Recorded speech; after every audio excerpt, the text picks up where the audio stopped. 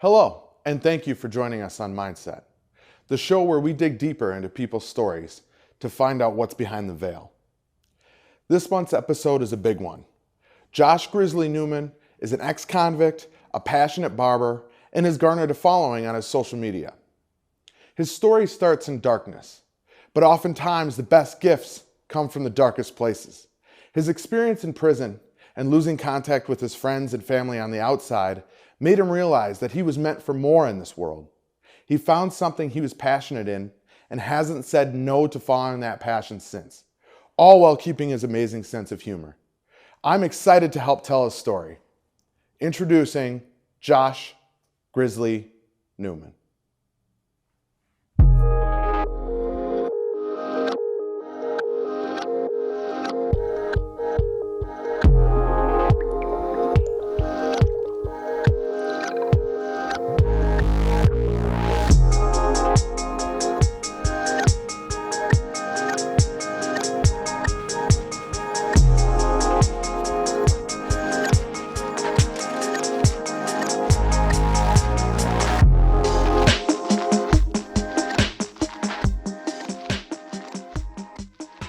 My name's Josh Newman. I am a barber. I am currently in college for cosmetology, and I graduate next month. And we're really looking forward to it. Where did you grow up? I'm from Rhinelander, Wisconsin. What was life like growing up for you? Life growing up, honestly, was pretty well. I have awesome parents that were very loving and always there for me. It was nice to be in a home that I ate dinner with my family every night, and I had clothes on my back, and I was super grateful for the environment that I was raised in. Did you want to be a barber at that time? No, for sure. This is definitely, I always kind of had a thought in my head that I wanted to work with people. I wasn't sure how or what. My whole life, everybody kind of was wanted to push me towards like a trade of some sort. So I'm a big guy, so everyone expected me to be a roofer or a mechanic or something that was big and strong and heavy. You know, people always kind of put that on me, that I should be the man that I appear to be. But I always wanted to combat that, dude, to be honest with you, because I didn't want to be what anybody else wanted me to be ever.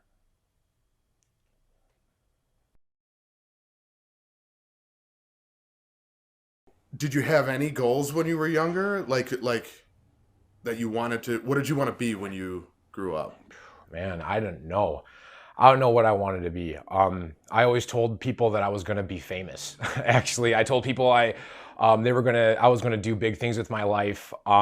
My actions never matched up with my mouth though, ever, other than maybe just being able to make a room full of people laugh, or maybe I could do something bigger and crazier than the next guy just so I could get the attention. I definitely was an attention seeker my entire life, and even as a grown man, I like it too. So just trying to be able to find a balance between it, because I was never be able to do both ever. So it was hard.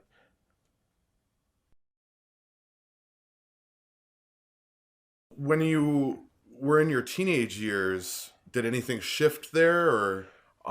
Well, basically, like I was saying before, I had a problem with acting out at school. So I was basically, since I started school and I was around people, I learned that I could make people laugh, that I had a gift of connecting with people, even as a kid, which got me in trouble at school because I put that my main priority. So as a teenager, as a young adult, I was in and out of detention, suspension, expelled. I got expelled from high school when I was 16. Ended up going to military school, and that was kind of like the beginning of the dark road, as you might want to call it. Yeah, so there wasn't a lot of ambition. It was basically me just being combative to everybody else because I couldn't get my way, or because I wanted to do it a different way. Tell us more about that dark road. Well, even as a young adult, as a elder teen, you could say. I like to party with my friends. I like to drink. I like to smoke pot. I didn't mind breaking stuff, or if it wasn't mine, I was entitled to it. I was just a real kid, as you could say. But that dark road, the older I got, once the party stopped for everybody else, it didn't stop for me. And people would go back to their home life, and I would too. And everyone would go back to their jobs, and I would too. But I would stay high, I would stay drunk, and I would usually always be on the lookout for the next thing that I could steal. And so at this time, you still didn't have any goals to do anything better. What do you think that would have helped at the time? You see, like I said, I had a really supportive family and friends. So a lot of people believed in me. A lot of people were like, Josh, you can do this. You just need to put in this effort. You need to find this motivation. And I've lacked motivation basically my entire life. There wasn't a lot of goals. And it's hard. I'm trying to think back, and I'm not even really that sure. I'm trying to, I had no motivation. Honestly, if it wasn't within a grasp of a 6-month span, there wasn't any kind of goal at all. I wanted to get the hell out of school. I wanted to be on my own. I wanted to do all these things that a grown-up could do as a kid that I definitely was not ready for at all. And I tried to grow up way too fast. When did that change? What exactly do you mean? When did what change? Like when did your mindset shift from 6 months to, like, what did it take for that to start thinking about your future? Those slap on the wrists as a kid, it got worse as an adult. And the pot smoking and the drinking turned into heroin and meth, and detention and suspension turned into rehab and prison, and constant jail, getting used to being in a jail cell, in a jail setting, in a structured life. And that was the only time I could find any peace. And when I was there, I just couldn't wait to get out. So while I was in prison for my second time for possession with intent to deliver methamphetamine in my community in Rhinelander, I'm not sure. It felt different. It was during the pandemic, and it was during the Black Lives Matter movement. And I was in a place that was a lot different from what everybody else was doing. The whole world was different, and the whole world was terrible.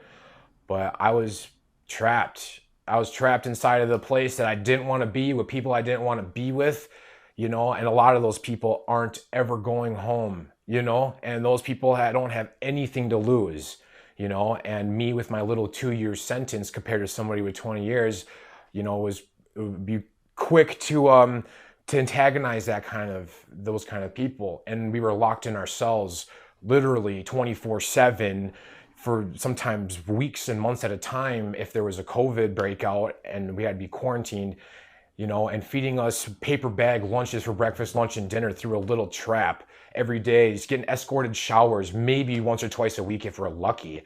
Talking on the phone through a little trap underneath the floor, saying Happy Thanksgiving to my family. Those are the things that I had to go through to totally not want to be that anymore. To see my family and my friends and watching their lives just continue when mine stopped. I couldn't do anymore. I have a 7-year-old son at home, and he calls me Josh, not Dad, and that's the thing. He's not at home. He lives 10 hours away, and he's calls somebody else Dad, and that's okay because he's taken care of. And right now I am doing what I can to be the man I can for him. But for me to be able to do that, I have to completely focus on myself, But while I was in prison, I had to make a plan. And a part of that plan was to find something greater than myself that I wanted to be a part of. And to put it simply, it's to save someone's life. It's to give back all that I've been taking from everybody. Wasting my time and everybody else's time and energy for 27 years, and now I owe it to myself and my community, to other people, to share my experience, strength, and hope to help change one life. That's all I have. That's what I want to do. And it took me to go to prison, and it took me to lose friends, and it took me to be in a very dark place, and a very dark rock bottom. I had to hit rock bottom, and I found a purpose, and I knew I wanted to be around people. And I would go to the barber shops in the prisons that I was in, and they would just be the most coexisting places. So I would be in a place, the darkest place that you could possibly be, and I could feel peace. You know, there would be coexisting. There'd be black people in there, there'd be white people in there. You know what I mean? It did not matter. You were in there to get your hair cut, to talk about your day, you know? And that was just like the most freeing feeling in the world. You could get that hair growth off of you. You could feel like a man, you know, a free man inside of a prison, inside of a gated, you know, inside of a gate, behind the walls. And that was honestly the freeing moment of my life, you know. And I knew I wanted to be a part of that, for sure. And I put that plan into motion right away. Before I even got released, I wanted to sign up for school. I reached out to the college in my town, Nicolay College, right when I got released, and I put this plan into motion, cosmetology school. And I was scared. I'd never put hair in a ponytail. I'd never used a hair straightener, and I've never been in any kind of salon setting like this. I've been shaving my own head in my bathroom since I was a teenager. I didn't know what to expect at all, and I figured I'd probably be the only guy to do it, and I'd probably be totally out of my element. But I figured for the only way for me to change my mindset, to do that with myself, was to completely step out of my comfort zone. Go 110%, man, 110%. I had to just be, you know, I had to be scared, you know. On the way to my first day of cosmetology school, my mom took me, and on the way there, I was crying, screaming in her car with the hands on the dashboard. Just like so scared, dude. So scared of my first day of cosmetology school, man. I was terrified. And I was telling my mom, I've been to prison. I lost the woman, my best friend in my life, to a heroin overdose. You know what I mean? I completely have been through the depths of hell from myself, mostly caused by myself. And I was never so afraid to walk into a room of women. Probably, who knows what, I didn't know what I was expecting. A room full of 18-year-old girls. Man, and that set me over. That was the scariest day of my life. How'd you overcome that? Well, the same way that I've always overcome anything. I put myself out there. I say who I am and what I stand for, where I've been, what I want to do, and that's what I did. And it was one of the most awkward things ever. I swear to God, it was so weird. I walked in and it was like I could feel the energy, and none of these girls expected a 6'5", 300-pound man with a beard to his stomach to walk through that door. Not one of them, you know. And it was crazy and it was surreal for sure. And I told them I just got out of prison. This is what I'm doing in my life, and that I need help. You know what I mean? And my classmates and my teachers have just been like nothing but helpful and just trying to help me grow. You know what I mean? I never thought that I would find so much peace in a room full of 18 to 20-year-old girls. You know what I mean? It's like that's the push that I needed, you know? I needed to be out of my element because my focus was Josh for so long, and now my focus was Josh and what I can do for other people, what I can do for myself to find that motivation that I never had. You know, I always thought I was the bad guy, man. I'm actually the good guy. It's fucking crazy. You told me a story before we started filming about when you were trying to recover from your addiction, and you said it was something like you finally admitted to yourself, like, I just want to get high. And that, Can you tell us more about that and how that like shifted your perspective? Yeah. So like I said before, I got released from prison a year early. I got to do a drug treatment program, an ERP, early release or earned release program. And so it was during the pandemic too. Mind you, so I'm saying like a lot of our classes were through a plastic shower curtain with homework and face to face trying to talk about your personal problems when you got 30 guys standing behind you banging on tables and laughing, and you know what I mean? Where you're trying to talk about very personal things. But my first day of my ERP program, we're sitting there with 10 other strangers. All of us are in the same position, just different cases from different towns and different colors. And they asked me where I was from, what drug I did, and what I wanted to get out of the program. And I told them, I'm Josh Newman, and I don't want to stop getting high. I'm not going to stop getting high. I'm going to find a way where I can get high and I can live my life. Because I always thought that maybe I just want to sell it. Maybe I'll just do it. I can have a job and it'll be enough motivation to keep me going.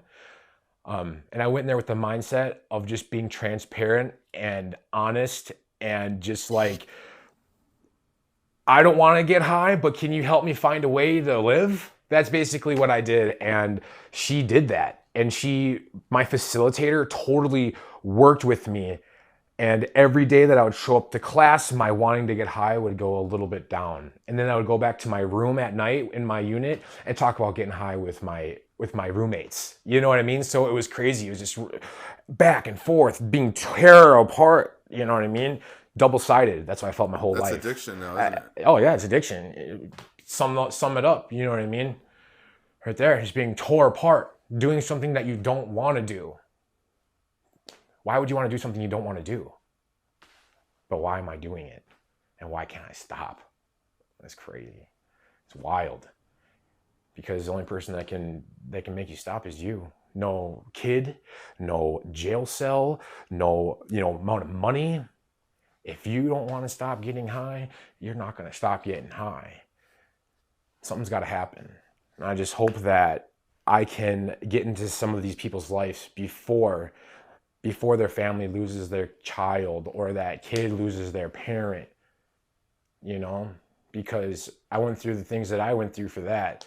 It's my job now to make myself accountable so I don't go back, so I can help somebody else. And that's my purpose in my life. I'm meant for bigger and greater things than I ever thought I could imagine. And that's not me being cocky. That's just me being open and honest, and I feel the goosebumps. I feel the energy. I feel the tears. It's raw. It's real, and it happens every day.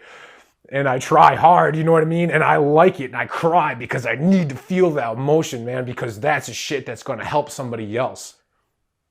That's the real stuff, and people don't want to talk about it, and people need to talk about it, and I'm willing to be that voice.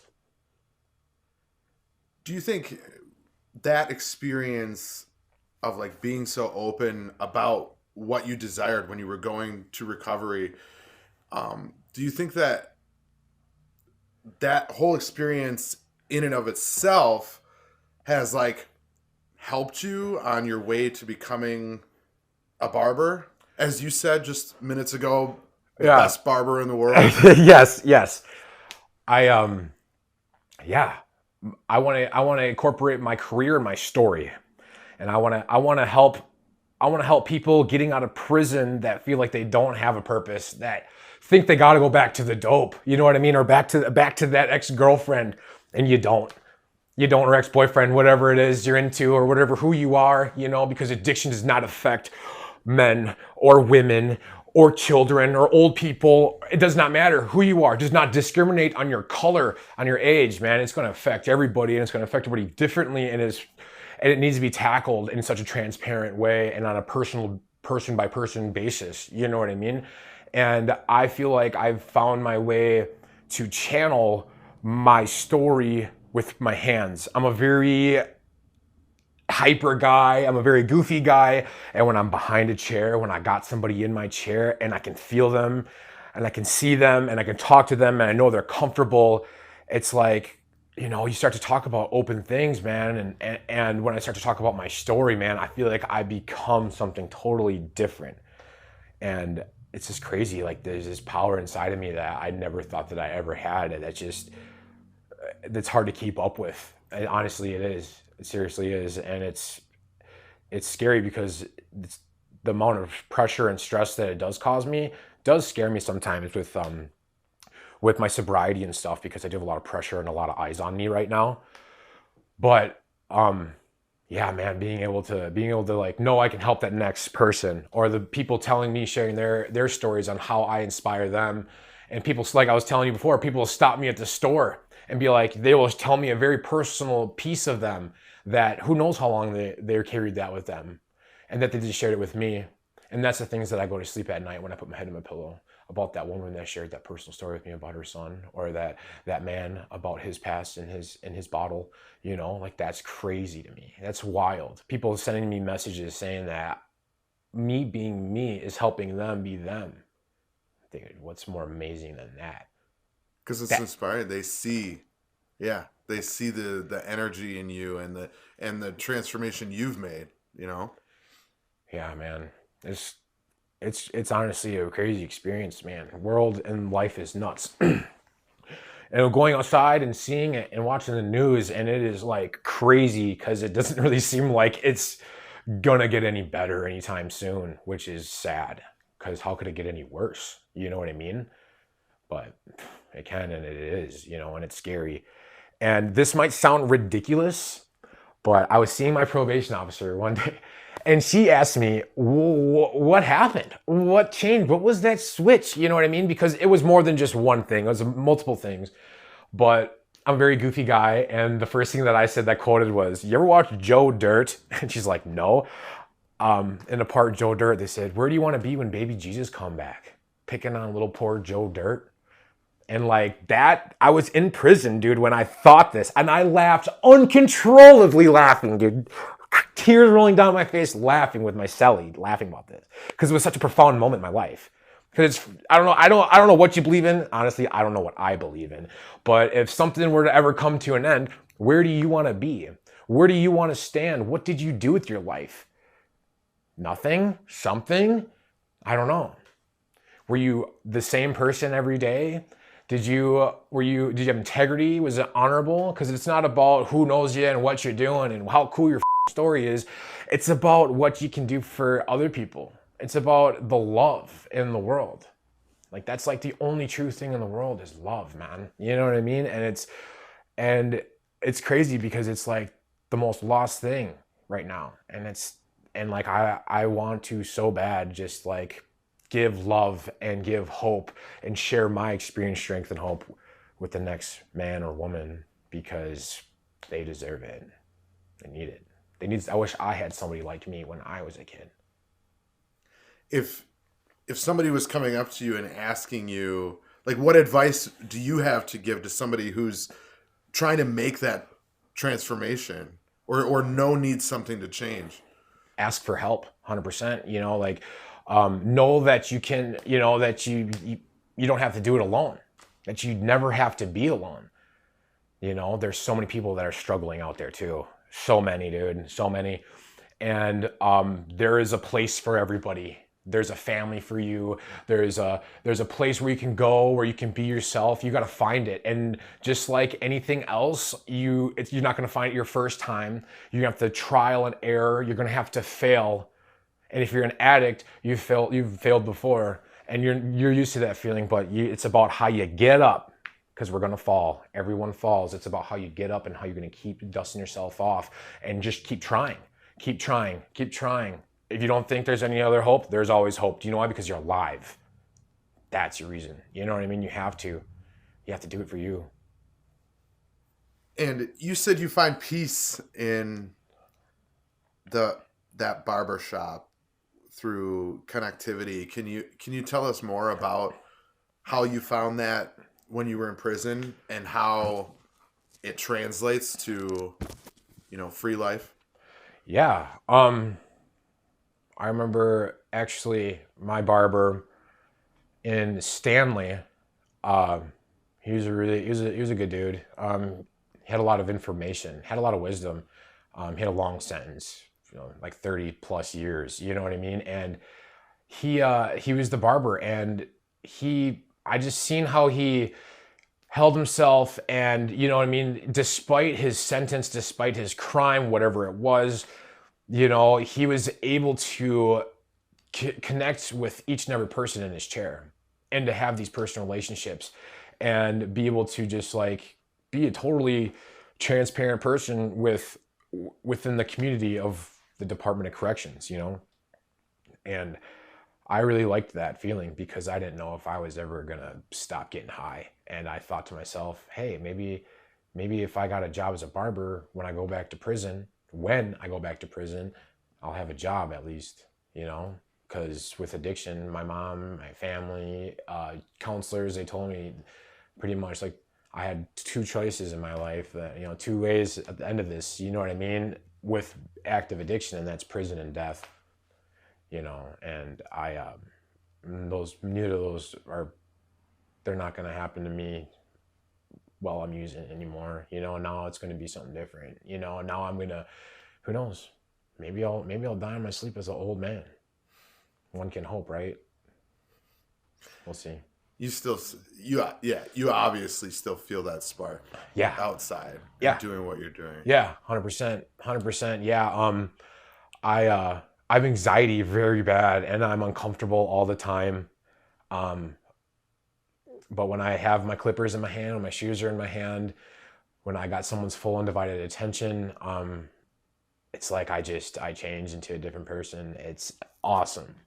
It's like I need my hands to be doing something, you know, and I need my brain to be doing something.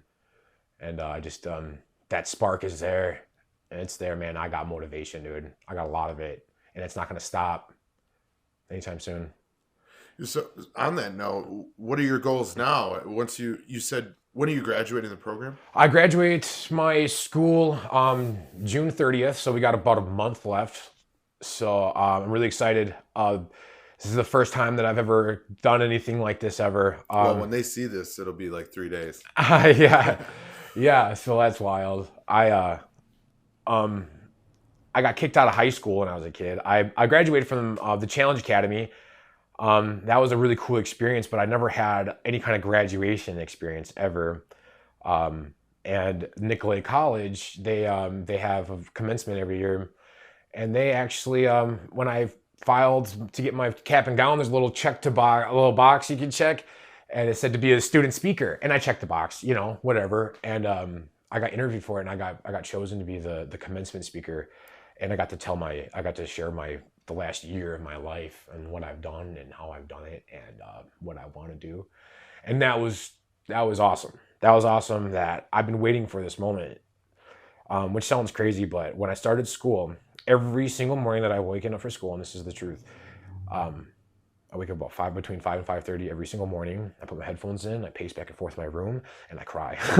I cry, and I think about, and I manifested this vision in my head of me talking in front of a big group of people, and I visioned myself standing there telling my story, and I knew it was the graduation. I knew what it was, where it was, and it was so surreal. And I just like, you know, and I would tell my mom that like I would manifest these things in my life. I think so. I mean, it's been working, and I'd be like, Mom, like something's happening. Like I'm gonna be they're gonna choose me to be the speaker, Mom. And she's just like, probably. I mean, you got a cool story.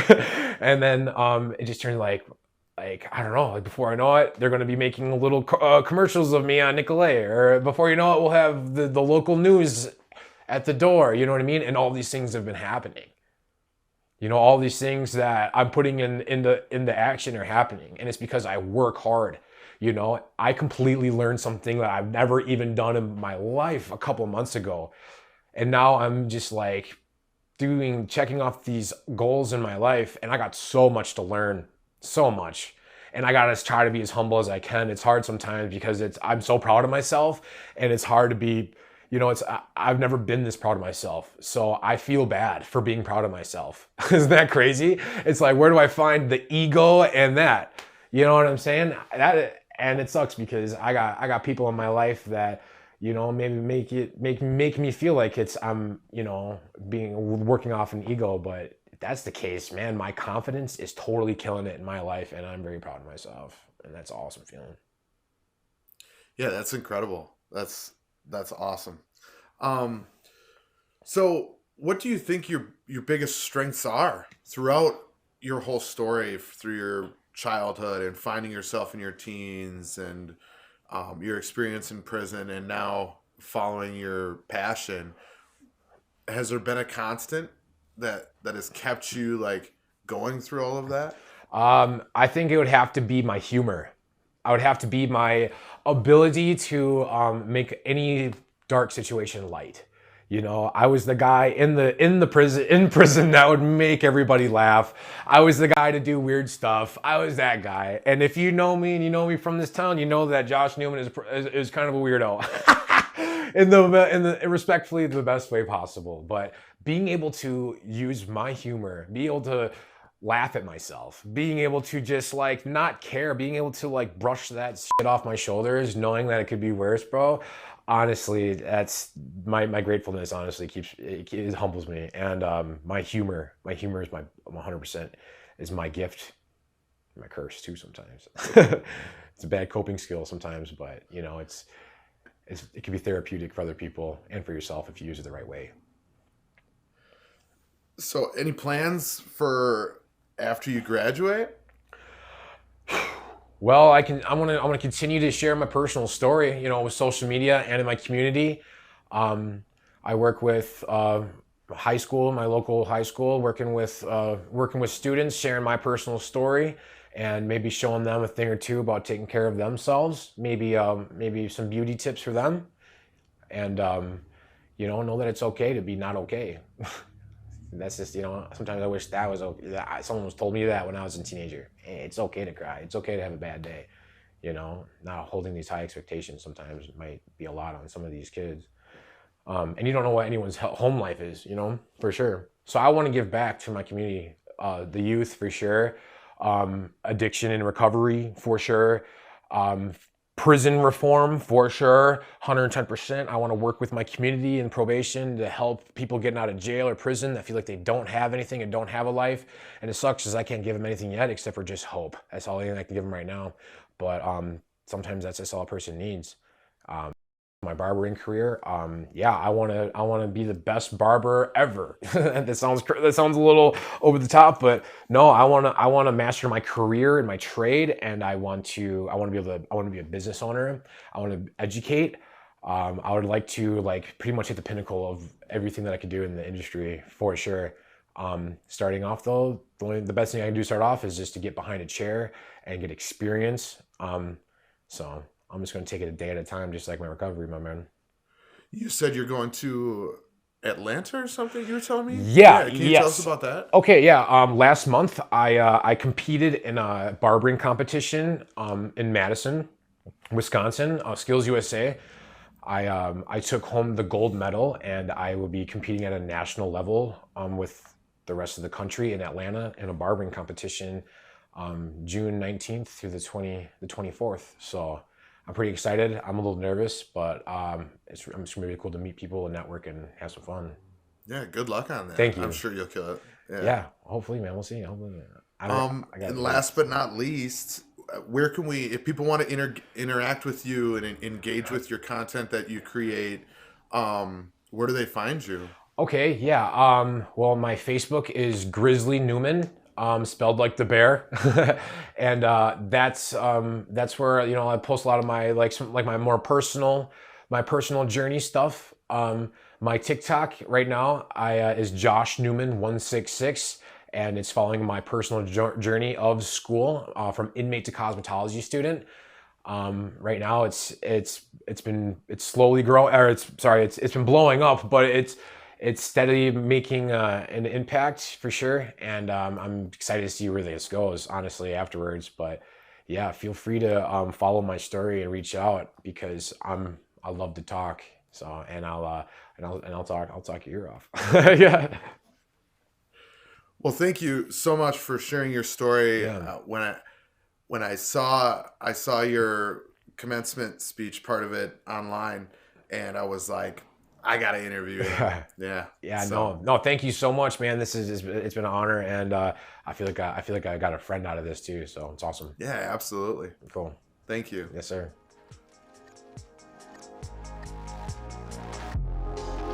If you are interested in sponsoring an episode of Mindset or have a guest suggestion, please reach out at andrew@inspireddigitalstudios.com.